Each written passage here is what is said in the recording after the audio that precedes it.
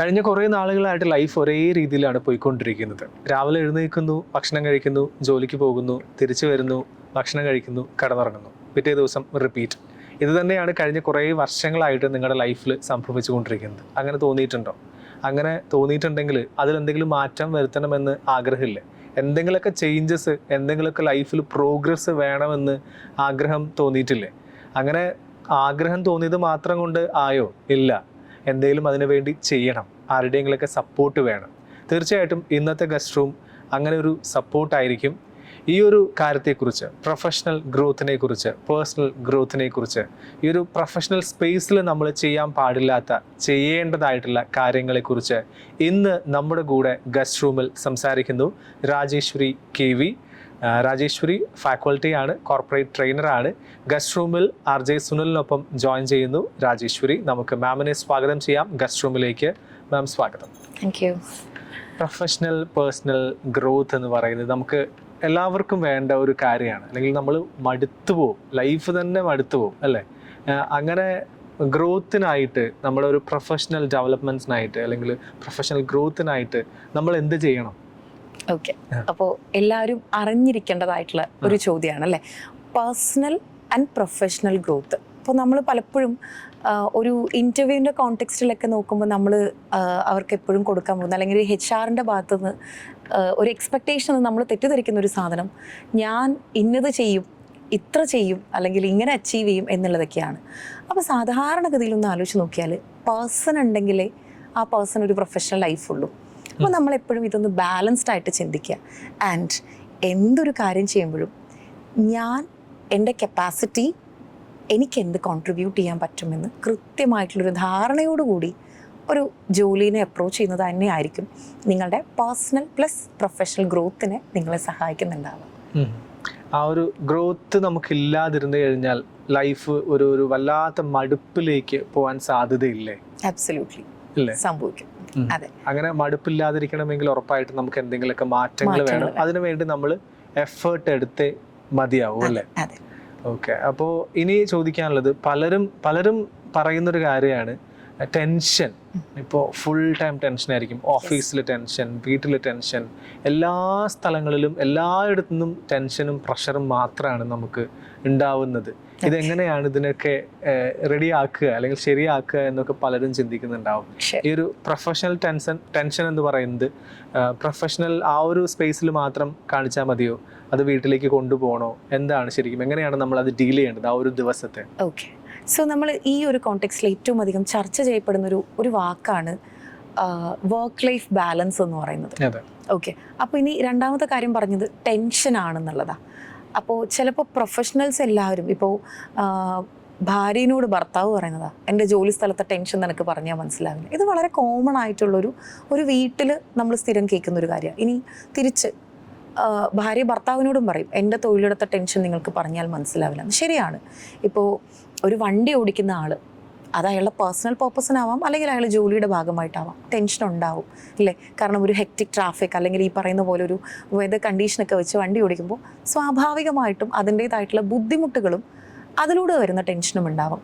അതൊരു സ്കൂളിൽ പോകുന്ന കുട്ടിക്കും ഉണ്ടാവും, നമുക്കും ഉണ്ടാവും ഇല്ലേ? അപ്പോൾ ഇതിൻ്റെ ഒരു നെക്സ്റ്റ് ലെവലിലേക്ക് ഒരു സിസ്റ്റത്തിൻ്റെ അകത്ത് വരുമ്പോൾ അതിനെ നമ്മളൊരു പ്രോബ്ലം എന്നോ ഒരു എക്സ്ട്രീം കണ്ടീഷനിൽ ഒരു ക്രൈസിസ് ഒക്കെ ആയിട്ട് നമ്മൾ പറയാറുണ്ട്. പക്ഷേ ഇതിലേക്ക് ഒന്ന് ചിന്തിച്ച് നോക്കുകയാണെങ്കിൽ, ഇപ്പോൾ ഒരു 90s കിഡ്സിനെ കുറച്ചുകൂടി ഈസി ആയിട്ട് റിലേറ്റ് ചെയ്യാൻ പറ്റുന്ന ഒരു കാര്യമായിരിക്കും. ഇപ്പോൾ കമ്പ്യൂട്ടറൊക്കെ നമ്മുടെയൊക്കെ വിരൽത്തുമ്പിൽ എത്തിയിട്ടുള്ള, അതായത് നമ്മളൊക്കെ കുറച്ചുകൂടെ ഫ്രീക്വൻ്റ് ആയിട്ട് യൂസ് ചെയ്ത് തുടങ്ങിയിട്ടുള്ളൊരു കാലഘട്ടമാണ്. അപ്പോൾ ഇതിൻ്റെ മുന്നേയും ഏതാണ്ട് ഇപ്പോൾ ബാങ്കിങ് ആണെങ്കിലും കുറേ ജോബ് പോയിക്കൊണ്ടിരിക്കുന്നുണ്ട്. അവർക്കൊന്നും കാര്യങ്ങൾ ഇത്ര കണ്ട് എളുപ്പമായിട്ടുണ്ടാവില്ല. നമ്മളെ സംബന്ധിച്ചത് ഇപ്പോൾ വർക്ക് ചെയ്യുന്ന ആൾക്കാർക്ക് കാര്യങ്ങൾ കുറച്ചുകൂടി എളുപ്പമാണ്. ഇപ്പോൾ നമുക്കൊരു മെയിൽ അയക്കണമെങ്കിൽ ഈസാണോ വാസാണോ ഇന്നാണോ ഓണാണോ എന്ന് നമ്മൾ ചിന്തിക്കേണ്ട കാര്യമില്ല. കാരണം നമുക്ക് നമ്മുടെ വിരൽ തുമ്പിൽ ഒരു AI ടൂളുണ്ട്. അപ്പം അങ്ങനെ വരുന്ന സമയത്ത് ഈ ക്രൈസിസ് അല്ലെങ്കിൽ ഒരു ടെൻഷൻ എന്ന് പറയുന്ന കണ്ടീഷനെ ഓവർകം ചെയ്യാൻ പറ്റുന്ന, ഓവർറൈഡ് ചെയ്യാൻ പറ്റുന്ന ഒരു സാധനം സ്മാർട്ട് വർക്ക് എന്നുള്ളതാണ്. കുറേ പണിയെടുത്തു എന്നുള്ളതല്ല, ചെയ്യുന്ന കാര്യങ്ങൾ സ്മാർട്ടായിട്ട് അതിൻ്റെ എല്ലാവിധ സൈഡും അല്ലെങ്കിൽ എല്ലാ ഭാഗങ്ങളും ഒന്ന് അനലൈസ് ചെയ്ത് ഒരു ജോലി ചെയ്യുകയാണെങ്കിൽ ഈ ടെൻഷൻ നമുക്ക് പരമാവധി കുറയ്ക്കാൻ പറ്റും. ഇനി മൂന്നാമത്തെ ഒരു കാര്യം, നമ്മളെല്ലാവരും ഈ ടെൻഷൻ വരുന്ന സമയത്ത് ചെയ്യുന്ന കാര്യങ്ങൾ എന്തൊക്കെയാണ്? അതൊന്ന് എല്ലാവരും ഒന്ന് പൊതുവെ ആലോചിച്ച് നോക്കിയാൽ കിട്ടും. ഇപ്പം ഞാനാണെങ്കിലും എനിക്കൊരു 10 മണിക്ക് ഞാൻ ഒരു മീറ്റിങ്ങിന് കയറണം. ആൻഡ് ഇപ്പോൾ സമയം 9 മണിയായി, രാവിലെ പവർ ഇല്ല, അല്ലെങ്കിൽ ഗ്യാസ് ഇല്ല, അങ്ങനെ എന്തെങ്കിലും ഒരു പ്രശ്നം. ആൻഡ് വീട്ടിൽ 3-4 ആൾക്കാരുണ്ടാകും, ഇവർക്കൊക്കെ ബ്രേക്ക്ഫാസ്റ്റ് കൊടുത്തിട്ട് വേണം എനിക്കിത് ചെയ്യാനായിട്ടെന്ന് പറയുമ്പോൾ സ്വാഭാവികമായിട്ടും എൻ്റെ ആ ഒരു ടൈറ്റ് സ്കെഡ്യൂളിൽ ഞാനും ടൈറ്റ് ആവുന്നുള്ളതാണ്. ഓക്കെ, അപ്പോൾ ഇതെനിക്ക് വേണമെങ്കിൽ എന്നെ എന്താ പറയുക, ഒന്ന് ഉപദേശിക്കുന്ന ആൾക്കാർക്ക് പറയാമായിരിക്കും, നീ നേരത്തെ കൂട്ടി പ്ലാൻ ചെയ്യണം, ഒരു നല്ലൊരു പ്ലാനിങ് ഉണ്ടാക്കി എടുക്കണം എന്നൊക്കെ പറയുമായിരിക്കും. അപ്പോൾ ഇതിൽ എൻ്റേതായിട്ടുള്ളൊരു അപ്രോച്ചുണ്ട്. അതിൽ നമുക്ക് കുറേ കാര്യങ്ങൾ ഒഴിവാക്കാൻ പറ്റാത്തതും കുറേ കാര്യങ്ങൾ നമ്മൾ വിചാരിച്ചാൽ ഒരു കൺട്രോളിൽ കൊണ്ടുവരാൻ പറ്റുന്ന കാര്യങ്ങളുമൊക്കെ ആയിരിക്കും. അപ്പോൾ അതൊന്ന് മനസ്സിലാക്കുക. അവിടെയും ഞാൻ ആദ്യം പറഞ്ഞൊരു പോയിന്റ് ഉണ്ട്, അണ്ടർസ്റ്റാൻഡ് യുവർ സെൽഫ്. ഇപ്പോൾ എൻ്റെ അപ്രോച്ച് ആയിരിക്കില്ല താങ്കളുടെ അപ്രോച്ച്. ഓക്കെ, ആ ഒരു വ്യത്യാസം ഉണ്ടാകും. അപ്പോൾ ടെൻഷനെ നമ്മളെപ്പോഴും അപ്ഹോൾഡ് ചെയ്ത് വെക്കുക എന്നുള്ളതിനേക്കാളും അതിനെ ഒന്ന് പതുക്കെ ഒന്ന് അഡ്രസ്സ് ചെയ്യുക എന്നുള്ളതാണ്. അപ്പോൾ അതിലിപ്പോൾ ഒരു തെറാപ്യൂട്ടിക് വേയിലോ അല്ലെങ്കിൽ ഇപ്പോൾ യോഗ അല്ലെങ്കിൽ മെഡിറ്റേഷനൊക്കെ ചെയ്യുന്ന ആൾക്കാർ പറയുന്നുണ്ട് മൈൻഡ്ഫുൾനെസ് എന്ന്. പക്ഷെ ഒരു കോർപ്പറേറ്റിൻ്റെ അകത്തേക്ക് ഈ മൈൻഡ്ഫുൾനെസ് കൊണ്ടുപോയാൽ വർക്കൗട്ട് ആവില്ല. പക്ഷെ ഒരു പേഴ്സൻ്റെ അകത്തേക്ക് കൊണ്ടുപോകാൻ പറ്റും. അതിനകത്തൊരു ഇഫക്റ്റീവ് കമ്മ്യൂണിക്കേഷൻ, ലൈക്ക് ഒരു ഇൻ്റർപേഴ്സണൽ സ്കിൽ. ഇപ്പോൾ ഒരു പ്രശ്നമുണ്ടായി, ഷൗട്ട് ചെയ്ത് നിലവിളിച്ച് അല്ലെങ്കിൽ അതിനകത്തൊരു സീൻ ക്രിയേറ്റ് ചെയ്യുന്നതിനേക്കാളും ഇഫക്റ്റീവായിട്ട് ടു ബി ഇൻഫോംഡ് എന്ന് പറയുന്ന ഒരു ക്ലോസ് യൂസ് ചെയ്തുകൊണ്ട് ഒരു പക്ഷേ നമ്മൾക്കത് മാനേജ് ചെയ്തില്ലെങ്കിലും കൺട്രോൾ ചെയ്യാനായിട്ട് സാധിക്കും. ആ ഒരു സ്കിൽ ഡെവലപ്പ് ചെയ്തെടുക്കുക എന്നുള്ളതാണ് കോറായിട്ടുള്ള കാര്യം. ഈ ടെൻഷൻ എന്ന് പറയുമ്പോഴേ ഇപ്പം നേരത്തെ പറഞ്ഞ പോലെ ഈ 90s കിഡ്സിന് കുറച്ച് ടെൻഷൻ കൂടുതലാണെന്ന് തോന്നുന്നു. 2K കിഡ്സൊക്കെ കുറച്ചുകൂടെ കാര്യങ്ങൾ വളരെ സിമ്പിളായിട്ട് നോക്കിക്കാണുന്ന, അതൊന്നും കാര്യമില്ല എന്ന രീതിയിൽ കുറച്ചുകൂടെ സിമ്പിളായിട്ട് കാര്യങ്ങൾ നോക്കിക്കാണുന്നതായിട്ട് എനിക്കിങ്ങനെ കണ്ടിട്ടുണ്ട്. അത് ശരിയാണോ? എനിക്ക് തോന്നുന്നു ശരിയാണെന്ന്. കാരണം എന്താണെന്നറിയാവോ, 90s കിഡ്സിൻ്റെ ആ ഒരു ജനറേഷനിൽ നമ്മളൊരു അക്കാഡമിക് ടൈമിൽ നമുക്ക് കിട്ടിയിട്ടുള്ള ഒരു ഇൻപുട്ട്, എനിക്ക് തോന്നുന്നു നമ്മൾ രണ്ടുപേരും ആ ഒരു കാറ്റഗറിയിലുള്ള ആൾക്കാരാണ്. നമുക്ക് കിട്ടിയിട്ടുള്ള ഒരു ഇൻപുട്ട് വളരെ സ്ട്രക്ചേർഡാണ്. ദുൽഖർ സൽമാൻ പറയുന്ന ഒരു പ്രഷർ കുക്കർ സിസ്റ്റത്തിലാണ് നമ്മൾ വളർന്നു വന്നതെന്ന് തോന്നുന്നു. അതായത് പറഞ്ഞിട്ടുണ്ട് 10ാം ക്ലാസ് കഴിഞ്ഞാൽ +2 ആയിരിക്കണം, അതും നീ സയൻസ് എടുത്തിരിക്കണം. അപ്പം ഞാനൊക്കെ അതിൻ്റെ ഒരു വിക്ടിം എന്നുള്ള രീതിയിൽ തന്നെ പറയാം. അങ്ങനെ ഒരു പോസ്റ്റ് ഗ്രാജുവേഷൻ വരെ എത്തുമ്പോഴത്തേക്കും എനിക്കോ എൻ്റെ വീട്ടുകാർക്കോ ഒരുപക്ഷെ നിർബന്ധമൊന്നും ഉണ്ടാവില്ല, പക്ഷെ നാട്ടുകാർക്ക് ഭയങ്കര നിർബന്ധമാണ് ഒരു ജോലിക്ക് കയറിയിരിക്കണം എന്നുള്ളത്. അതും പഠിച്ച കോഴ്സിൽ തന്നെ ജോലി ഇല്ലെങ്കിൽ അതും ഒരു പ്രശ്നമാവും. അപ്പോൾ ഈ പ്രശ്നത്തിനെയൊക്കെ ചേസ് ചെയ്ത് വന്നതുകൊണ്ടായിരിക്കാം ഒരു പക്ഷേ 90s കിഡ്സ് കുറച്ചുകൂടെ സ്ട്രക്ചേർഡായിട്ട് അവർ പഠിച്ച കാര്യത്തിൽ തന്നെയൊക്കെ ഒരു ജോലിക്ക് പോകുന്നുണ്ടാവുക. ഇല്ലെങ്കിൽ നമുക്ക് അന്നേരം കിട്ടിയിരിക്കുന്ന ആ ഒരു ഓപ്പർച്യൂണിറ്റീസ് വളരെ ലിമിറ്റഡാണ്. ഇപ്പോൾ എന്നെ സംബന്ധിച്ച് ഞാൻ എൻ്റെ പേഴ്സണലായിട്ടൊരു അഭിപ്രായം പറയുക, അല്ലെങ്കിൽ എൻ്റെ ഒരു എക്സ്പീരിയൻസ് പറയുക, +2 വരെ ഈ പറയുന്ന IITയിലും NITയിലും ഒക്കെയുള്ള എൻട്രൻസ് എക്സാമിനേഷൻ എഴുതുന്നതിനെ പറ്റി എനിക്ക് പേഴ്സണലി യാതൊരു ധാരണ ഉണ്ടായിരുന്നില്ല. ഹോണസ്റ്റ്ലി ഇതെൻ്റെ ഒരു ഞാനത് ഒന്ന് പിന്നീടാണ് ഈ ഒരു ഓപ്പർച്യൂണിറ്റീനെ പറ്റിയൊക്കെ ഞാൻ കേൾക്കുന്നതും ഞാൻ വായിക്കുന്നതും മനസ്സിലാക്കുന്നതും. ചിലപ്പോൾ എൻ്റെ ചുറ്റുപാടുമുള്ള ആൾക്കാർക്ക് എനിക്കിത് പറഞ്ഞു തരാനുള്ള അറിവുണ്ടായിരിക്കില്ല എന്നുള്ളതായിരിക്കാം സത്യം. അപ്പോൾ ആ ഒരു എന്താ പറയുക, അറിവ് ഒരു ലിമിറ്റേഷൻ ഉണ്ടായിരുന്നു, അല്ലെങ്കിൽ കിട്ടുന്ന ഇൻഫർമേഷൻ ഒരു ലിമിറ്റേഷൻ ഉണ്ടായിരുന്നു. പത്രം വായിക്കുന്ന ആളാണോ എന്നൊക്കെ ചോദിച്ചു കഴിഞ്ഞാൽ എനിക്ക് അതിനകത്തൊന്നും കമൻറ്റ് ഇല്ല എന്ന് തന്നെ പറയേണ്ടി വരും. പക്ഷേ ഇപ്പോൾ അങ്ങനെയല്ല. ഇപ്പോൾ ഈ പറയുന്ന പോലെ സോഷ്യൽ മീഡിയ എത്ര കണ്ട് വ്യാപിച്ചിട്ടുണ്ടോ, അല്ലെങ്കിൽ ആൾക്കാരുടെ ഐഡിയ, ഈ പറയുന്ന ഇന്നോവേറ്റീവ് മൈൻഡ് സെറ്റ്, ക്രിയേറ്റിവിറ്റി, അതുപോലെ തന്നെ ഒരു കോഴ്സ് എടുത്താൽ പോലും അവരുടെ ഒരു പാഷൻ അവരൊരു ബാക്കപ്പായിട്ട് കൊണ്ട് നടക്കുന്നുണ്ടാവും. പ്രൊഫഷണൽ ആയിട്ടൊരു കാര്യവും അതിൻ്റെ ഒപ്പം തന്നെ പാഷൻ ഒരു ബാക്കപ്പൊക്കെ ആയിട്ട് കൊണ്ടുപോകുന്നൊരു ട്രെൻഡ് കാണുന്നുണ്ട്. അതുകൊണ്ട് അവർക്ക് കുറച്ചുകൂടെ എളുപ്പമാണ്. ഇപ്പോൾ ഒരു കോർ ബാങ്കിങ് സെക്ടറിൽ നിന്ന് ഒരു കോണ്ടന്റ് ക്രിയേറ്റർ ആയിട്ട് മാറാനുള്ളത് വലിയ ദൂരമൊന്നും അല്ല എന്ന് അവർ ഓൾറെഡി പ്രൂവ് ചെയ്ത് കഴിഞ്ഞിട്ടുണ്ട്. വളരെ എസ്റ്റാബ്ലിഷ്ഡ് ആയിട്ടുള്ള ആൾക്കാർ ഇപ്പോൾ സോഷ്യൽ മീഡിയയിലൊക്കെ നമ്മൾ കാണുന്നത് തന്നെ അതിനുള്ളൊരു എക്സാമ്പിളാണ്. അപ്പോൾ അത് ഒരു കണക്കിന് ശരിയാണ്. ഞാൻ പലപ്പോഴും കേട്ടിട്ടുണ്ട്, പല ട്രോൾസിലും കണ്ടിട്ടുണ്ട്, കൊറോണ സമയത്ത് ടിക്ടോക്കിൽ ഡാൻസ് ചെയ്യാത്ത കാരണം എനിക്കിപ്പോൾ രാവിലെ എഴുന്നേറ്റ് എല്ലാ ദിവസവും ജോലിക്ക് പോകേണ്ടി വരുന്നു എന്ന് പറഞ്ഞിട്ട് ഞാനിങ്ങനെ കണ്ടിട്ടുണ്ട്. ഈ ഒരു കോണ്ടന്റ് ക്രിയേഷനും ഒരു പ്രൊഫഷണലി എടുത്ത് അതൊരു വരുമാന മാർഗമാക്കി ഇപ്പോൾ ഒരുപാട് പേര് ഇറങ്ങുന്നുണ്ട്. പലരും എന്താ പറയുക പാളി പോകുന്നുണ്ട്, പലരും അതിൽ വളർന്ന് വരുന്നുമുണ്ട്. ഒരു പണിയെടുക്കാതെ വരുമാനം ഉണ്ടാക്കാൻ പറ്റുന്ന ഒരു ഓപ്പർച്യൂണിറ്റിയാണ് ശരിക്കും ഒരു കോണ്ടന്റ് ക്രിയേഷൻ. എന്നെ സംബന്ധിച്ച് ഞാൻ തുടക്കത്തിൽ ഈ ഒരു അഭിപ്രായം ഉണ്ടായിരുന്നു എനിക്ക്. പക്ഷേ ഞാനിപ്പോൾ ഈ അടുത്ത കാലത്ത് എൻ്റെ 1-2 ഫ്രണ്ട്സിൻ്റെ ഒക്കെ ഒരു എഫേർട്ട് ഞാൻ കണ്ടപ്പോൾ ഞാൻ വിചാരിച്ചു ഇതിലും ഭേദം വല്ല ജോലിക്ക് പോകുന്നതാണ് സീരിയസ്ലി. കാരണം ഇതൊരു ഫുൾ ടൈം കമ്മിറ്റ്മെൻറ്റാണ്. We have to think okay, ഇപ്പൊ നമ്മൾ സാധാരണഗതിയിൽ ചിന്തിക്കുന്ന നമ്മുടെ ജോലിയെ പറ്റിയാണെങ്കിൽ ഇവർ ചിന്തിക്കേണ്ടത് ഇതിന്റെ ഒരു 360 പെർസ്പെക്റ്റീവിൽ ഇത് എങ്ങനെ കൊടുക്കണം, ഏത് രീതിയിൽ നമ്മളിത് ആൾക്കാരിലേക്ക് എത്തിക്കണം, അതിൽ അവർ വരുന്ന കോണ്ടന്റ് അല്ലെങ്കിൽ അവരുടെ കോമൻസ് എന്തൊക്കെയായിരിക്കും, അതിന്റെ മേലെ നമ്മൾ എങ്ങനെ വർക്ക് ചെയ്യണം, ഇതിനെ എങ്ങനെ റീച്ച് കൂട്ടാൻ എന്നൊക്കെയാണ്. അപ്പൊ അങ്ങനെ വരുന്ന സമയത്ത് എഫേർട്ട് ഇല്ല എന്ന് എനിക്ക് തോന്നുന്നില്ല. എഫേർട്ട് ഉണ്ടാവും. പക്ഷെ ഒരു രസകരമായിട്ടുള്ള കാര്യം എന്താണെന്ന് വെച്ച് കഴിഞ്ഞാൽ കുറച്ചുകൂടെ ഏജ്ഡ് ആയിട്ടുള്ള ആൾക്കാർ, അല്ലെങ്കിൽ നമ്മൾ കുറച്ച് റിസർവ് ചെയ്ത് വെച്ചിട്ടുണ്ട്. ഇപ്പോൾ 40 കഴിഞ്ഞാൽ നീയൊക്കെ ഡാൻസ് കളിക്കാൻ പോകുന്നു എന്ന് ചോദിക്കുന്ന ഒരു സൊസൈറ്റിയുടെ കണ്ണിൽ കാഴ്ചപ്പാടിൽ നല്ലൊരു മാറ്റം വന്നിട്ടുണ്ട്. അത് നമ്മൾ എടുത്തു പറയേണ്ടതായിട്ടുള്ളൊരു ഒരു കാര്യം തന്നെയാണ്. ഇപ്പം നമ്മളും ചിന്തിക്കും ലൈക്ക് ഒരു പബ്ലിക് പ്ലേസിൽ അല്ലെങ്കിൽ ഒരു കല്യാണത്തിന് പോയി ഡാൻസ് കളിക്കുന്ന ഒരു ട്രെൻഡ് നമ്മുടെ നാട്ടിൽ വന്നിട്ട് എത്ര കാലമായെന്ന്. പക്ഷെ ഇവിടെ ഇപ്പോൾ പ്രായഭേദമന്യേ അല്ലെങ്കിൽ ഏതൊരു വിഭാഗക്കാർക്കാണെങ്കിലും അവർ ആ ഒരു സ്പേസ് അല്ലെങ്കിൽ ആ ഒരു ഓപ്പർച്യൂണിറ്റി യൂട്ടിലൈസ് ചെയ്യുന്നുണ്ട്. അത് വളരെ നല്ലൊരു കാര്യമായിട്ട്, ആ ഒരു ഇൻക്ലൂസിവിറ്റി നമുക്ക് ക്ലെയിം ചെയ്യാൻ പറ്റുന്ന ഒരു സാധനമായിട്ട് എനിക്ക് തോന്നുന്നു. അപ്പോൾ ഒരുപാട് പേര് എനിക്ക് തോന്നുന്നു ഈ ഒരു കോണ്ടന്റ് ക്രിയേഷനുമായിട്ട് ഇറങ്ങും എന്ന് തോന്നുന്നില്ല. ഇനിയുള്ള ലോകം അതിലാണെന്ന് തോന്നുന്നു അല്ലേ? അതെ, അത് വീഡിയോ ആയിട്ട് തന്നെ വരണമെന്നില്ല, പല രീതിയിലും ഇപ്പോൾ വ്ളോഗ്സ് ചെയ്യുന്നുണ്ട്, ബ്ലോഗ്സ് എഴുതുന്ന ആൾക്കാരുണ്ട്. അപ്പോൾ ഇതിലൊക്കെ ഒരു പേഴ്സണൽ ലൈഫിൽ ഇപ്പം ഞാൻ പേഴ്സണലി ഫോളോ ചെയ്യുന്ന ചില കോണ്ടന്റ്സ് ഉണ്ടാവും. അപ്പോൾ എനിക്ക് ഒരു സയൻസ് അല്ലെങ്കിൽ ഈ ഒരു ഫിക്ഷൻ ലെവൽ അല്ലെങ്കിൽ ഒരു എന്താ പറയുക ഹിസ്റ്റോറിക്കൽ ആയിട്ടുള്ള കാര്യങ്ങൾ, അപ്പോൾ അല്ലെങ്കിൽ ഇപ്പോൾ നമ്മളിപ്പോൾ ഒരു ശരാശരി മലയാളി ഫോളോ ചെയ്യുന്ന നമ്മുടെ ട്രാവലർ സന്തോഷ് ജോർജ് കുളങ്ങര സർ, അപ്പോൾ ഇതൊക്കെ നമുക്കൊരു kind of we are gathering knowledge എന്നുള്ള ലെവലിലേക്ക് പോയിക്കൊണ്ടിരിക്കുന്നുണ്ട്. ആ ഒരു ക്വാളിറ്റി വേണം എന്നുള്ളതും ആൻഡ് നമ്മൾ എന്ത് ഷെയർ ചെയ്യണു എന്നുള്ളതും വളരെ ഇമ്പോർട്ടൻ്റ് ആണ്. ഓക്കെ, ഇനിയിപ്പോൾ നമ്മുടെ ഒരു പ്രൊഫഷണൽ ലൈഫിലേക്ക് തന്നെ വരാം. ഇപ്പോൾ ഒരുപാട് പേര് ജോലി സ്ഥലത്തെ ടെൻഷൻ വീട്ടിൽ കൊണ്ട് കാണിക്കാറുണ്ട്, വീട്ടിൽ ടെൻഷൻ ഓഫീസിൽ കൊണ്ട് കാണിക്കാറുണ്ട്. രാവിലെ വരുമ്പോൾ തന്നെ വീട്ടിൽ വല്ല പ്രശ്നങ്ങളൊക്കെ ആയിട്ടായിരിക്കും ഓഫീസിലേക്ക് വരിക, തിരിച്ചു പോകുമ്പോഴും അങ്ങനെയൊക്കെ തന്നെ ആയിരിക്കും. അപ്പോൾ ഇതും രണ്ടായിട്ട് നിർത്താനായിട്ട് നമ്മൾ എന്തൊക്കെ കാര്യങ്ങൾ ശ്രദ്ധിക്കണം? ഓക്കെ, ഇതിപ്പോൾ എനിക്ക് ഈ ചോദ്യത്തിന് ഉത്തരം എൻ്റെ പേഴ്സണൽ ലൈഫിൽ നിന്ന് എനിക്ക് എടുത്ത് പറഞ്ഞു തരാൻ പറ്റും. അപ്പോൾ ഈ ഒരു സാധനം ഇപ്പോൾ താങ്കൾ എന്നെ ഇൻട്രൊഡക്ഷനിൽ പറഞ്ഞ പോലെ ഞാനൊരു കോർപ്പറേറ്റ് ട്രെയിനറും കൂടെയാണ്. ഞാൻ ബേസിക്കലി ഒരു ഫാക്കൽറ്റിയും അത് കൂടാതെ ഒരു കോർപ്പറേറ്റ് ട്രെയിനിങ്ങിലേക്ക് ഞാൻ എൻ്റെ ഒരു ഇൻവോൾവ്മെൻറ്റ് അറിയിച്ചിട്ട് ഒരു 3-4 വർഷമായി. അപ്പോൾ ചില കമ്പനീസ് നമ്മളെ വിളിക്കുന്നത് അവരുടെ സ്റ്റാഫിനുള്ള ട്രെയിനിങ് ആയിരിക്കും. അപ്പോൾ അതിൽ പ്രധാനമായിട്ടും എനിക്ക് തരുന്ന ടോപ്പിക് ഒരു പക്ഷേ interpersonal communication, crisis management, problem solving തുടങ്ങിയ കാര്യങ്ങളൊക്കെ ആയിരിക്കും. അപ്പോൾ ഞാൻ തുടക്കത്തിൽ ഒരു സ്ട്രക്ചേർഡ് ആയിട്ടുള്ളൊരു PPT ഒക്കെ കൊണ്ടുപോയിട്ട് ഞാൻ പറഞ്ഞു കൊടുക്കും like these are the factors, നിങ്ങൾ ഇങ്ങനെ ശ്രദ്ധിക്കണം എന്ന്. പതുക്കെ ഞാനിതിൻ്റെ ഫീഡ്ബാക്ക് സൈഡിൽ ഞാനൊന്ന് എംപത്തറ്റിക് ആയിട്ട് ചിന്തിച്ചു തുടങ്ങിയപ്പോൾ എനിക്ക് മനസ്സിലായി അപ്രോച്ച് കൊള്ളാം, നിങ്ങൾ നന്നായി കമ്മ്യൂണിക്കേറ്റ് ചെയ്യണം, നിങ്ങൾ ചിരിച്ചുകൊണ്ട് ഗുഡ് മോർണിംഗ് പറയണം, നിങ്ങൾ ഏതെങ്കിലും ഒരാളുടെ അടുത്ത് ഒരു തേർഡ് പാർട്ടി നിൽക്കുമ്പോൾ നിങ്ങളുടെ ഇമോഷൻ കാണിക്കരുതെന്നൊക്കെ എനിക്ക് പറയാൻ കൊള്ളാം. പക്ഷേ now you have to come to the reality. ഇതെങ്ങനെ സംഭവിക്കും? ഇപ്പം ഞാൻ രാവിലെ വീട്ടിലൊരു ഫൈറ്റ് കഴിഞ്ഞിട്ടാണ് ഇവിടെ വന്നിരിക്കുന്നതെങ്കിൽ ഞാൻ എത്ര അഭിനയിച്ചാലും ഒരു പർട്ടിക്കുലർ പോയിന്റിൽ ഈ സാധനം അകത്തുനിന്ന് കയറി വരും ഇല്ലേ? അപ്പം ഞാനിവിടെ പഠിക്കേണ്ടത് മാനേജ്മെൻ്റ് ആണ്. അതായത് emotional management and situational management. ഈ 2 കാര്യങ്ങൾ ഞാൻ ചെയ്തു തരും. അപ്പോൾ ഇതിനകത്ത് നമുക്ക് വളരെ രസകരമായിട്ടുള്ളൊരു കാര്യം, നമ്മളത് സംസാരിച്ചതുമാണ്, വളരെ രസകരമായിട്ടുള്ളൊരു കാര്യം, സ്ത്രീയും പുരുഷനും നമുക്ക് ആ ഒരു കോണ്ടെക്സ്റ്റിൽ എടുക്കാം. ഇതൊരു ഡിസ്ക്രിമിനേഷൻ കൈൻഡ് ഓഫ് സാധനമൊന്നും അല്ല കേട്ടോ.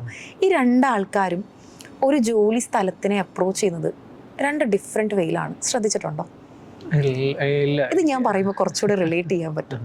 ഓക്കെ, ഇപ്പോൾ ഒരു പുരുഷൻ നമ്മുടെ വീട്ടിലുള്ള, ഇപ്പോൾ ഞാൻ വീട്ടിലുള്ള ഒരു മെയിൽ മെമ്പറുടെ കാര്യം പറയുവാണെങ്കിൽ അദ്ദേഹം ചിലപ്പോൾ ഓഫീസിൽ ജോലി ചെയ്തുകൊണ്ടിരിക്കുകയായിരിക്കും. ഓക്കെ, അപ്പോൾ നമ്മൾ വിളിച്ചിട്ട് പറയണോ മറ്റേ ഗ്യാസ് ബുക്ക് ചെയ്തോ, ഇലക്ട്രിസിറ്റി ബില്ല് അടച്ചോ എന്നൊക്കെ ചോദിക്കുമ്പോൾ പറയും അതെ ഞാൻ ജോലിയിലാണ്, നീ വെക്ക് എന്ന് പറയും. കാരണം ആൾ ചെയ്യുന്ന ആ ജോലിയിൽ മാത്രമായിരിക്കും ശ്രദ്ധ. ഓക്കെ, ഇനി നേരെ മറിച്ച് അദ്ദേഹം ഒരു ഫ്രണ്ട്സിൻ്റെ കൂടെ ഒരു ട്രിപ്പിലാണെന്ന് വിചാരിക്കൂ.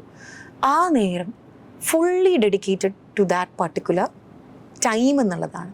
അതിനകത്ത് കയറിയിട്ട് എടാ മറ്റേ റിപ്പോർട്ട് അയച്ചോ എന്ന് ചോദിച്ചാൽ പറയും ഇല്ല സാർ ഞാൻ അവൈലബിൾ അല്ല, പിന്നെ വിളിക്കാമെന്ന് പറഞ്ഞത് വെക്കും. ഇതൊരു സ്ത്രീയുടെ കാര്യത്തിൽ വരുവാണെങ്കിൽ, സ്ത്രീയുടെ കാര്യം നമുക്കിപ്പോൾ പൊതുവേ ഇത് കേൾക്കുന്ന എല്ലാവർക്കും റിലേറ്റ് ചെയ്യാൻ പറ്റും, ഇത് എന്നെയാണല്ലോ പറയുന്നത് എന്നുള്ളത്. കാരണം വീട്ടിലൊരു കുഞ്ഞുണ്ടെങ്കിൽ, 1-2 കുഞ്ഞുങ്ങളുണ്ടെങ്കിൽ, വീട്ടിൽ വേറെ ആൾക്കാരുണ്ടെങ്കിൽ, ഫാമിലി മെമ്പേഴ്സ് ഉണ്ടെങ്കിൽ, ആ ഒരു സ്റ്റീരിയോടൈപ്പിക് മൈൻഡ് സെറ്റിലല്ല കേട്ടോ ഞാൻ പറയുന്നത്. എന്നിരുന്നാലും ജനറലി ഈ കുഞ്ഞിൻ്റെ കാര്യം നോക്കി, വീട്ടുകാരുടെ കാര്യം നോക്കി, അതേസമയം ഓഫീസിൽ ഏതെങ്കിലും കോളും അറ്റൻഡ് ചെയ്ത് ഒരു ബന്ധുവിൻ്റെ കല്യാണത്തിന് അവർ അന്തസ്സായിട്ട് പോയി അറ്റൻഡ് ചെയ്ത് വരുന്ന ആൾക്കാരായിരിക്കും സിംഹഭാഗം സ്ത്രീകൾ നമ്മുടെ നാട്ടിൽ. ഓക്കെ, അവർക്ക് ചിലപ്പോൾ ഞാൻ ഇതുകൊണ്ട് അതിനില്ലാന്നോ അതുകൊണ്ട് ഇതിനില്ലാന്നോ ചിലപ്പോൾ പറയാനുള്ള സാധ്യത വളരെ കുറവായിരിക്കും. ഓക്കെ, ഇപ്പോൾ ഇനി ഒരു വീട്ടിൽ ഒരു ഹാളിൽ ഒരു സിറ്റുവേഷൻ ഒന്ന് ആലോചിച്ച് നോക്കിക്കേ. ടി വി കാണുന്ന ഭർത്താവിനോട് നമ്മൾ പറയുകയാണ് കുഞ്ഞ് കരയുന്നുണ്ട് ഒന്ന് നോക്കണേന്ന്, അല്ലെങ്കിൽ അടുക്കളയിൽ പാല് തിളയ്ക്കുന്നുണ്ട് ഒന്ന് നോക്കണമെന്ന് പറഞ്ഞു കഴിഞ്ഞാൽ ചിലപ്പോൾ പാൽ അവിടെ തിളച്ച് തൂവിയിട്ടുണ്ടാവും, ആളുകളുടെ ടി വി തന്നെ ആയിരിക്കും. അതൊരു കുടുംബ വഴക്കിലേക്ക് പോകാറുണ്ട് ഇല്ലേ, സാധാരണയായിട്ടും പോകാറുണ്ട്. ഇതിൻ്റെ പുറകിൽ ഒരു സൈക്കോളജിക്കൽ റീസൺ ഉണ്ട്. അത് ഭയങ്കര ഇൻട്രസ്റ്റിംഗ് ആണ് കേട്ടോ. ആക്ച്വലി നമ്മളൊരു പുരുഷൻ്റെ ബ്രെയിൻ സെറ്റ് ചെയ്ത് വെച്ചേക്കുന്നത്, ബൈ ബർത്ത് സെറ്റ് ചെയ്ത് വെച്ചേക്കുന്ന മെയിലിൻ്റെ ഒരു ലൈബ്രറിക്കകത്ത്, ഒരു വിസ്താരമായൊരു ലൈബ്രറിക്കകത്ത് നമ്മൾ പോവുകയാണ്. നമ്മളവിടെ എങ്ങനെയാണ് കാണുന്നത്? പുസ്തകങ്ങൾ, ഓരോ ഷെൽഫിലും ഇപ്പോൾ stories, poem, novel, fictions, non fictions, ലാംഗ്വേജിൻ്റെ ബേസിലൊക്കെ കൃത്യമായിട്ട് ഇങ്ങനെ തരം തിരിച്ച് വെച്ചിട്ടുണ്ട്. അപ്പോൾ എനിക്ക് നോവലാണ് വേണ്ടതെങ്കിൽ ഞാൻ നേരെ ആ ഏരിയയിൽ പോകുന്നു, അതെടുക്കുന്നു, വരുന്നു എന്നുള്ളതാണ്. വേറെ ഒരു ഡിസ്ട്രാക്ഷനും എനിക്കുണ്ടാവില്ല. ഇതാണ് ഒരു മെയിൻ ബ്രെയിൻ സെറ്റപ്പ് കിടക്കുന്നത് ഇൻ ജനറൽ. പക്ഷെ സ്ത്രീകളുടെ എന്ന് പറയപ്പെടുന്നത് നമ്മളൊരു മാർക്കറ്റിലേക്ക് ഒരു സഞ്ചിയും കൊണ്ട് പോകുന്ന പോലെയാണെന്നാണ് പറയുന്നത്. അതിനകത്ത് എല്ലാം ഉണ്ടാവും. പച്ചക്കറി ഉണ്ടാവും, പലവ്യഞ്ജനങ്ങൾ ഉണ്ടാവും, മറ്റേ സാനിറ്ററി ഐറ്റംസ് ഉണ്ടാവും, ഗാർമെൻറ്റ്സോ കാര്യങ്ങളോ ഉണ്ടാവും, സകലമായ സാധനങ്ങളും ഉണ്ടാവും. ഇതിങ്ങനെ ഒന്ന് ഹാൻഡ് പിക്ക് ചെയ്തിട്ട് വേണ്ട സാധനം എടുത്തു വരുന്ന മാതിരിയാണ് ഇപ്പുറത്ത് സ്ത്രീകളുടെ ഒരു ബ്രെയിൻ ഡെവലപ്മെൻറ്റ് എന്നുള്ള രീതിയിലാണ് പറയപ്പെടുന്നത്. അങ്ങനെ വരുമ്പോൾ സ്ത്രീകൾക്ക് മൾട്ടി ടാസ്കിങ് കുറച്ചുകൂടെ പോസിബിൾ ആവും എന്നും പറയപ്പെടുന്നുണ്ട്. അതിൻ്റെ ഒരു നെഗറ്റീവ് സൈഡ് പറയുമ്പോൾ ഈ കോമ്പാക്ട് സെക്ടറിലുള്ള കാര്യങ്ങൾക്ക് സ്ത്രീകൾ കുറച്ച് പുറകോട്ട് നിൽക്കുന്നതും ഇത് കാരണമാണ്, പെട്ടെന്ന് ഡിസ്ട്രാക്റ്റഡ് ആവും. അങ്ങനെയും ഒരു പ്രശ്നം പറയപ്പെടുന്നുണ്ട്. ഈ ഒരു മൈൻഡ് സെറ്റ് ഒരു പക്ഷേ ഒരു തൊഴിലിടത്തിനെ, ഈ ഒരു അണ്ടർസ്റ്റാൻഡിങ്ങിലാണ് ഒരു തൊഴിലിടം പോകുന്നതെങ്കിൽ ഒരു പക്ഷേ നമുക്ക് അവിടെ ഈ ഒരു ക്രൈസിസ് ഒരു പരിധി വരെ കൺട്രോൾ ചെയ്യാൻ പറ്റും, ടെൻഷൻ മാനേജ് ചെയ്യാൻ പറ്റും. ചില സ്ഥലത്ത് മൾട്ടി ടാസ്കിങ് ഡിമാൻഡിങ് ആണ്, ഞാനത് ചെയ്തേ മതിയാവുള്ളൂ. ചില സ്ഥലത്ത് മൾട്ടി ടാസ്കിങ് എൻ്റെ എക്സിസ്റ്റിംഗ് ടാസ്കിനെ കൂടെ റൂയിൻ ചെയ്യുന്ന രീതിയിലായിരിക്കും. അപ്പോൾ ഇത് കൃത്യമായിട്ട് ഞാനൊന്ന് ഡിമാർക്കേറ്റ് ചെയ്ത് വർക്ക് ചെയ്യുവാണെങ്കിൽ എനിക്ക് കുറച്ചുകൂടെ ഒരു ഫോക്കസ്ഡ് ആയിട്ട് വർക്ക് ചെയ്യാൻ, കോൺഫിഡൻ്റ്ലി ഫോക്കസ്ഡ് ആയിട്ട് വർക്ക് ചെയ്യാൻ പറ്റും എന്നുള്ളൊരു പോയിന്റ് കൂടെ പറയും. ഇപ്പോൾ ജോലി ചെയ്യുന്നവർ ഒരു പ്ലാൻഡ് ആയിട്ട് വർക്ക് ചെയ്യണോ അതോ അൺപ്ലാൻഡ് ആയിട്ട് വരുന്നിടത്ത് വെച്ച് കാണാമെന്ന രീതിയിൽ ജോലി ചെയ്യണോ? വീട്ടിലെ കാര്യങ്ങളാണെങ്കിലും ഓഫീസിലെ കാര്യങ്ങളാണെങ്കിലും ഒന്ന് പ്ലാൻ ചെയ്യുന്നത് നല്ലതാണോ? ഇത് ആക്ച്വലി ഒരു പേഴ്സണാലിറ്റി സ്റ്റഡീസിനുള്ളൊരു സ്കോപ്പാണ്. അങ്ങനെ ഒരു പർട്ടിക്കുലറായിട്ട് ഇപ്പോൾ ഞാൻ പറയുവാണ് നിങ്ങൾ എല്ലാ ജോലിയും പ്ലാൻഡ് ആയിട്ട് ചെയ്യണമെന്ന്. ഒരു പക്ഷേ അൺപ്ലാൻഡ് ആയിട്ട് ചെയ്യുന്ന ആൾക്കാർ ഇതിനേക്കാളും പെർഫെക്റ്റ് ആയിട്ട് ചെയ്യും. It depends on a person's perception എന്നോ അയാളുടെ വർക്കിംഗ് ട്രെൻഡ് എന്നോ ഒക്കെ നമുക്ക് പറയാം. അപ്പോൾ അതിലൊന്നും ഒരു പർട്ടിക്കുലർ അഡ്വൈസ് അല്ലെങ്കിൽ ഒരു സജഷൻ എന്നൊന്നും നമ്മൾ വെക്കേണ്ട കാര്യമില്ല. കാരണം അൺപ്ലാൻഡ് ആയിട്ട് ചെയ്യുന്ന ആൾക്കാർ ചിലപ്പോൾ കൊണ്ടുവരുന്ന വളരെ ഇന്നോവേറ്റീവ് ആയിട്ടുള്ള ഐഡിയ ആണ്. നമ്മളത് ഒത്തിരി കണ്ടതുമായിരിക്കും. റീസെൻ്റ്ലി നടക്കുന്ന പുതിയ ഇന്നോവേഷൻസിലൊക്കെയും ഈ പറഞ്ഞ പോലെ അൺപ്ലാൻഡ് ഐഡിയ ആയിരിക്കും ഹിറ്റ് ചെയ്തിട്ടുണ്ടാവുക എന്നുള്ളത്. അപ്പോൾ അതിനകത്തൊരു പർട്ടിക്കുലർ കോള് നമ്മൾ പറയുന്നില്ല. ഇനിയുള്ള കാലത്ത് എങ്ങനെയായിരിക്കും ഈ ഭയങ്കരമായിട്ട് ഹാർഡ് വർക്ക് ചെയ്യുന്ന ആൾക്കാർക്കാണോ നിലനിൽപ്പ് ഉണ്ടാവുക, അതോ സ്മാർട്ട് വർക്ക് ചെയ്യുന്ന ആൾക്കാർക്കാണോ, അല്ലെങ്കിൽ ഇങ്ങനെ ഐഡിയാസ് ഉള്ള ആൾക്കാർക്കാണോ നിലനിൽപ്പ് ഉണ്ടാവുക? ഓക്കെ, ഈ ചോദ്യത്തിന് നമുക്കൊന്ന് ചെറുതായിട്ടൊന്ന് ഡീവിയേറ്റ് ചെയ്യാം. ഓക്കെ, ഇതേ ചോദ്യത്തിനെ നമ്മൾ നോക്കുകയാണ്. ഇപ്പോൾ നാട്ടിൽ ഒരു ശരാശരി ഒരു 21-22 വയസ്സായ ഒരാൾ, സ്ത്രീയോ പുരുഷനോ, ജോലി ചെയ്യുന്നൊരു കണ്ടീഷൻ ഇവിടെ നമ്മൾ കേൾക്കുന്ന ആൾക്കാർക്കൊക്കെ അത് റിലേറ്റ് ചെയ്യാൻ പറ്റും. നിങ്ങൾക്കൊരു പർട്ടിക്കുലർ സാലറിയിലായിരിക്കും നിങ്ങളുടെ കമ്പനിയിൽ നിങ്ങൾ ജോലി ചെയ്യുന്നുണ്ടാവുക. 9 to 5 ആയിരിക്കും നിങ്ങൾ പറഞ്ഞിരിക്കുന്ന സമയമെങ്കിലും ഒരു പക്ഷേ നിങ്ങൾ അതിൻ്റെ മേലെ കയറുന്നുണ്ടാവും ഇല്ലേ? ഈ പർട്ടിക്കുലർ ഫോർ എക്സാമ്പിൾ ഒരു 25,000 റുപ്പീസ് സാലറിക്കാണ് നിങ്ങൾ ഈ സൺഡേ ഒഴിച്ചുള്ള ദിവസങ്ങൾ, ചില സൺഡേസിലും വർക്ക് ചെയ്യുന്ന ആൾക്കാരെ നമ്മൾ കാണാറുണ്ട്, ഇങ്ങനെ വർക്ക് ചെയ്യുന്നുണ്ടാവാം ഇല്ലേ? ഇതിൽ എനിക്ക് ജോലിയുണ്ട്, സ്ട്രെസ്സുണ്ട്, എൻ്റെ കയ്യിൽ നിൽക്കാത്ത കുറേ സാധനങ്ങളുണ്ട്. പക്ഷെ ആദ്യം നമ്മൾ മനസ്സിലാക്കിയെടുക്കേണ്ട അല്ലെങ്കിൽ ഒന്ന് ലിസ്റ്റ് ഔട്ട് ചെയ്യേണ്ടത് ഇതിലേതൊക്കെ എനിക്ക് കൃത്യമായി ഒരു അപ്സ്കില്ലിംഗ് ഓപ്പർച്യൂണിറ്റി ഉപയോഗിച്ച് റിസോൾവ് ചെയ്യാൻ പറ്റുന്നുള്ളതാണ്. ഇപ്പോൾ ഞാൻ അപ്പോഴേ പറഞ്ഞു, ഒരു ഇമെയിൽ അയക്കേണ്ട കാര്യത്തെപ്പറ്റി ഞാൻ പറഞ്ഞു, ഒരു മീറ്റിംഗ് മിനിറ്റ്സ് ഉണ്ടാക്കുന്നത്. ഇപ്പോൾ ഞാനൊരു അഡ്മിനിസ്ട്രേഷൻ ലെവലിൽ നിൽക്കുന്ന ഒരാളാണെങ്കിൽ ഞാൻ ചെയ്യേണ്ട ഒരു കാര്യമായിരിക്കും ഈ മിനിറ്റ്സ്, റിപ്പോർട്ട്, അങ്ങനെ അല്ലെങ്കിൽ PPT ചെയ്യേണ്ട കാര്യങ്ങൾ. ഇതിനൊക്കെ ഞാൻ ഈ ഒരു അപ്സ്കില്ലിംഗ് ഓപ്പർച്യൂണിറ്റി എടുക്കുവാണെങ്കിൽ എനിക്കവിടെ സമയം കുറച്ച് മതിയാവും. അപ്പോൾ ഈ ഒരു മൈക്രോ മാനേജ്മെൻറ്റ് എന്ന് പറയുന്ന ഒരു സാധനത്തിന് നമ്മളൊന്ന് എക്സ്പേർട്ട് ആയി കഴിഞ്ഞാൽ ഗ്രാജുവലി നമ്മൾ ആ ജോലിയുമായിട്ട് സിങ്ക് ആവും. ഇനി ഇതിൻ്റെ ഒരു എക്സ്റ്റെൻഡഡ് വേർഷൻ പറയുവാണെങ്കിൽ അതൊരു റിയാലിറ്റി കൂടിയാണ് കേട്ടോ. കോവിഡിന് ശേഷം നമ്മൾ ശ്രദ്ധിച്ചാൽ മനസ്സിലാവും, കോവിഡ് വരെയുള്ള pre Covid and post Covid ഇറ അത് നമുക്ക് കൃത്യമായിട്ടൊന്ന് ഡിമാർക്കേറ്റ് ചെയ്യാൻ പറ്റുന്ന രീതിയിലാണ് എംപ്ലോയ്മെൻറ്റ് ഓപ്പർച്യൂണിറ്റി കിടക്കുന്നത്. ഇപ്പോൾ മുമ്പ് നമ്മളൊരു HR-നോട് ചോദിച്ചു കഴിഞ്ഞാൽ അദ്ദേഹം പറയും അക്കൗണ്ടൻറ്റിനെയാണ് എനിക്ക് ആവശ്യം, ആ ജോലി ചെയ്യുന്നവനെ മതി എനിക്കെന്ന്. പക്ഷേ കോവിഡ് നമുക്ക് പ്രൂവ് ചെയ്ത് തന്നിട്ടുള്ളൊരു കാര്യമുണ്ട്, unleash your potential, just unleash your potential. നിനക്ക് അക്കൗണ്ടൻ്റ് ആയിട്ട് ഷൈൻ ചെയ്യാൻ പറ്റുമെങ്കിൽ അതും ചെയ്യണം, പ്ലസ് നിനക്ക് കോഡിങ് അറിയെങ്കിൽ നീ ഇതും കൂടെ ചെയ്തോളൂ, ഇനി ഇതിൻ്റെ കൂടെ നിനക്ക് ഡിജിറ്റൽ മാർക്കറ്റിംഗ് അറിയെങ്കിൽ please do it for us എന്നുള്ളൊരു ലെവലിലേക്ക് മാറുന്നുണ്ട്. അപ്പോൾ ഇനി അങ്ങോട്ടേക്ക് ഒരു കമ്പനി അല്ലെങ്കിൽ ഒരു ജോബ് മാർക്കറ്റ് എക്സ്പെക്റ്റ് ചെയ്യുന്നത് ഫ്യൂച്ചർ ജനറേഷനിലേക്ക് വേണ്ടി വർക്ക് ചെയ്യാൻ കേപ്പബിൾ ആയിട്ടുള്ള വർക്ക് ഫോഴ്സിനെയാണ്. അതായത് നിങ്ങൾ എന്ത് പഠിച്ചോ അതിൽ മാത്രം നിൽക്കാതെ അതിൻ്റെ ഏറ്റവും പുതിയ അപ്സ്കില്ലിംഗ് ഓപ്പർച്യൂണിറ്റിയിൽ നിങ്ങളുടെ കൈകടത്തലുണ്ടെങ്കിൽ മാത്രമേ നിങ്ങൾക്ക് അവിടെ എക്സിസ്റ്റൻസ് ഉള്ളൂ. ഇപ്പോൾ ഈ അടുത്ത് നടന്ന ഇൻഫോസിസിൻ്റെ ഒരു മാസ് ലേ ഓഫ് ഒക്കെ ഇതിനൊരു എക്സാമ്പിൾ തന്നെ ആയിരിക്കും. അവരുടെ ഒരു ഇൻറ്റേർണൽ അനാലിസിസ് ഒക്കെ നടത്തി കഴിഞ്ഞാൽ അത് തന്നെ ആയിരിക്കും റീസൺ. പ്ലേസ്മെൻറ്റ് വാങ്ങിപ്പോകുന്ന എല്ലാവരും ജോലി ചെയ്യാൻ കേപ്പബിൾ ആണോ അല്ലയോ എന്നുള്ളത് ചെക്ക് ചെയ്യേണ്ടത് അവരുടെ ഉത്തരവാദിത്തമാണ്. അല്ലെങ്കിൽ അനാവശ്യമായിട്ട് കുറേ ആൾക്കാരെ കമ്പനി പേറോളിൽ കയറ്റി നിലനിർത്തി കൊണ്ടുപോകേണ്ടി വരും. ഒരു കമ്പനിയെ സംബന്ധിച്ചിടത്തോളം അതിൻ്റെ ആവശ്യമില്ല, അത് അവർക്ക് നഷ്ടമാണ്. So they will take A vice decision. അപ്പോൾ ഇതിപ്പോൾ കേൾക്കുന്ന അല്ലെങ്കിൽ ഒരു സ്റ്റുഡൻറ്റ് അല്ലെങ്കിൽ ഞാനൊരു പുതിയ ഓപ്പണിങ്ങിലേക്ക് പോവുകയാണെങ്കിൽ ഞാൻ മനസ്സിലാക്കേണ്ടത് എൻ്റെ ജോബ് സെക്ടർ എന്നിൽ നിന്ന് എന്താണ് എക്സ്പെക്ട് ചെയ്യുന്നത്. ഓക്കെ, അത് കൊടുക്കാൻ എനിക്ക് കേപ്പബിലിറ്റി ഉണ്ടോ? അപ്പോൾ അതിന് വളരെ ബേസിക്കായിട്ട് ഞാൻ എൻ്റെ സ്റ്റുഡൻസിന് പറഞ്ഞു കൊടുക്കുന്ന ഒരു സാധനമുണ്ട്. ഒരു ജോബിന് അപ്ലൈ ചെയ്ത് പോകുന്ന ആൾക്കാർക്ക് ഉപകാരപ്പെടുന്ന ഒരു ടേമാണ്. ഒരു കമ്പനി അല്ലെങ്കിൽ ഒരു സ്ഥാപനം ഒരു നോട്ടിഫിക്കേഷൻ ഇറക്കുവാണെങ്കിൽ അവരുടെ കയ്യിലൊരു ജോബ് ഡിസ്ക്രിപ്ഷൻ ഉണ്ടാവും.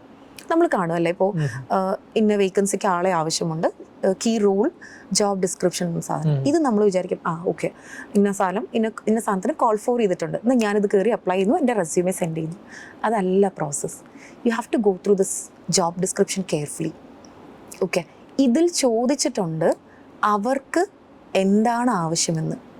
ഇനി നിങ്ങൾ റിയലൈസ് ചെയ്യണം ഇതിൽ നിന്ന് എനിക്ക് എന്തൊക്കെ കൊടുക്കാൻ പറ്റും. ഈ ചോദിച്ചിരിക്കുന്നതിൽ സകലമായ കാര്യങ്ങൾ നിങ്ങൾക്ക് കൊടുക്കാൻ പറ്റുമെങ്കിൽ നൗ യു ക്യാൻ ഡിസൈഡ് നിങ്ങൾ അതിനകത്ത് കയറും. You got selected. അല്ലെങ്കിൽ നിങ്ങൾക്ക് ഒരു കമ്പാരിസൺ വെക്കാം. ഓക്കെ, അവർ ചോദിച്ച ഇന്ന കാര്യങ്ങൾ എൻ്റെ കയ്യിലുണ്ട് ആൻഡ് ഇത്രയും കാര്യങ്ങൾ ഞാൻ ഇനിയും അക്വയർ ചെയ്തെടുക്കേണ്ടിയിരിക്കുന്നു. Anyway I go and attend that interview. ഇനി അവരെനിക്കൊരു ഓപ്പർച്യൂണിറ്റി തരുവാണെങ്കിൽ ഡെഫിനറ്റ്ലി ഐ ലേൺ എന്നുള്ളൊരു ലെവലിലേക്ക് പോകുന്നതായിരിക്കും ഇനിയുള്ള ഒരു കാൻഡിഡേറ്റ് ലെവൽ പ്രിപ്പറേഷനിൽ നമ്മൾ കൊണ്ടുവരേണ്ട ഒരു കാര്യം. ഓക്കെ, ഇനിയുള്ള കാലത്ത് എനിക്ക് തോന്നുന്നു അപ്പോൾ ഈ സർട്ടിഫിക്കറ്റിനെക്കാളും സ്കില്ലായിരിക്കും നോക്കുക അല്ലേ? സ്കില്ലിന് അത്രത്തോളം പ്രാധാന്യം അർഹിക്കുന്ന ഒരു കാലമാണ് വരാൻ പോകുന്നത്. അപ്പം എത്രയൊക്കെ സർട്ടിഫിക്കറ്റ് കയ്യിലുണ്ടെങ്കിൽ നിങ്ങൾക്ക് സ്കില്ലില്ലെങ്കിൽ എവിടെയും ജോലി കിട്ടില്ല, നമുക്ക് ഒരിടത്തും വർക്ക് ചെയ്യാനായിട്ട് പറ്റില്ല. അപ്പം സ്കില്ല് നമ്മൾ ഡെവലപ്പ് ചെയ്തുകൊണ്ടേ ഇരിക്കണം, അതും പുതിയ സ്കിൽസ് ഡെവലപ്പ് ചെയ്തുകൊണ്ടിരിക്കണം അല്ലേ? അതിൻ്റെ ഇമ്പോർട്ടൻസ് എത്രത്തോളം ഉണ്ട്? അതായത് ഇപ്പോൾ നമ്മളൊരു ക്ലോസ് സിസ്റ്റം, ഇപ്പം ഞാൻ പറയുകയാണ് ഞാനൊരു പോസ്റ്റ് ഗ്രാജുവേഷൻ അല്ലെങ്കിൽ ഞാനൊരു BTech മെക്കാനിക്കൽ എഞ്ചിനീയറിംഗ് കഴിഞ്ഞു, സർട്ടിഫിക്കറ്റ് കിട്ടി, ഇനി എനിക്ക് പഠിക്കണ്ട, എൻ്റെ പഠിത്തം തീർന്നു എന്നായിരിക്കും ഒരു ശരാശരി വിദ്യാർത്ഥിയുടെ മൈൻഡിൽ കിടക്കുന്ന സാധനം. അപ്പം ഇവരുടെയൊക്കെ ധാരണ പഠിക്കുക എന്ന് പറഞ്ഞാൽ മറ്റേ പേജ് മറിക്കുന്നു അല്ലെങ്കിൽ മൊബൈലിൽ സ്ക്രോൾ ചെയ്ത് ഈ പരീക്ഷ എഴുതി പാസ്സാവുന്നതോടുകൂടി ഈ പ്രോസസ്സ് കഴിഞ്ഞു എന്നാണ്. അപ്പോൾ ഇതിൽ നിങ്ങൾ കൊടുക്കേണ്ട ഒരു സാധനമുണ്ട്, എന്തുകൊണ്ട് നിങ്ങൾ മെക്കാനിക്കൽ എഞ്ചിനീയറിംഗ് എടുത്തു. ഓക്കെ, ഇതിലെ ഏറ്റവും ടോപ്പ് മോസ്റ്റ് റെലവൻ്റ് ആയിട്ടുള്ള അപ്ഡേറ്റ് എന്താണ് ഈ ഒരു ഫീൽഡിൽ ഉണ്ടായിരിക്കുന്നത് എന്നുള്ളത് നിങ്ങൾ അറിഞ്ഞില്ലെങ്കിൽ ഉറപ്പായിട്ടും നിങ്ങളവിടെ റിജക്റ്റ് ചെയ്യപ്പെടുന്നുള്ളതാ. അപ്പം നമ്മളെപ്പോഴും നമ്മൾ പറയാറില്ലേ മറ്റേ തേച്ചുമിനിക്ക് ആയുധം പോലെ തന്നെ നമ്മൾ പോളിഷ്ഡ് ആയിട്ടിരിക്കണം. അതൊരു ജോലിക്ക് അപ്പൊ പിന്നെ അടുത്തൊരു ധാരണയുണ്ട്, ജോലിക്ക് കയറി കഴിഞ്ഞല്ലോ ഇനിയിപ്പം ഞാൻ എന്തിനാ പഠിക്കുന്നത് എന്നുള്ളൊരു ധാരണ വരും. അതും തെറ്റാണ്. കാരണം ഒരു വർക്ക് പ്ലേസിൽ നമ്മൾ കയറുക എന്നുള്ളത് തന്നെ അവിടെ ഒരു പുതിയ ലേണിംഗ് ഓപ്പർച്യൂണിറ്റി നമുക്ക് ഓപ്പൺ ചെയ്ത് കിട്ടുക എന്നുള്ളതിന് തുല്യമാണ്. അവിടെ നമ്മൾ പോയ ഉടനെ തന്നെ കയറി നമുക്ക് എല്ലാ കാര്യങ്ങളും പറ്റണമെന്നില്ല. സോ സ്ലോലി ആ സിസ്റ്റം പഠിച്ചെടുക്കുക, ഇതിൽ എൻ്റെ കോൺട്രിബ്യൂഷൻ എന്താണെന്ന് മനസ്സിലാക്കുക, അതിൽ ഞാൻ എന്തെങ്കിലും ഇമ്പ്രൂവ് ചെയ്യണോ എന്ന് അടുത്തൊരു അനാലിസിസ് നടത്തുക. ഇങ്ങനെ വളരെ സ്ലോ ആയിട്ട് നടക്കുന്ന ഒരു പ്രോസസ്സാണത്. ഒരു 3 years കഴിയും ഒരു പ്രൊഫഷനായി മാറാനായിട്ട്. അതുവരെയും നിങ്ങളുടെ ഉള്ളിൽ നിങ്ങൾക്ക് കമ്പനി നിങ്ങളെ ചിലപ്പോൾ ഒരു പെർമനൻറ്റ് എംപ്ലോയി ഒക്കെ ആയിട്ട് അവിടെ അപ്പോയിൻറ്റ് ചെയ്ത് കാണും. പക്ഷെ നിങ്ങളുടെ ഉള്ളിൽ നിങ്ങളൊരു ട്രെയിനി ആയിട്ടിരിക്കുന്നത് തന്നെയായിരിക്കും നിങ്ങളുടെ ഒരു എവർ ലാസ്റ്റിംഗ് കരിയർ സക്സസ്സിന് വഴിവെക്കുന്ന ഒരു കാര്യം.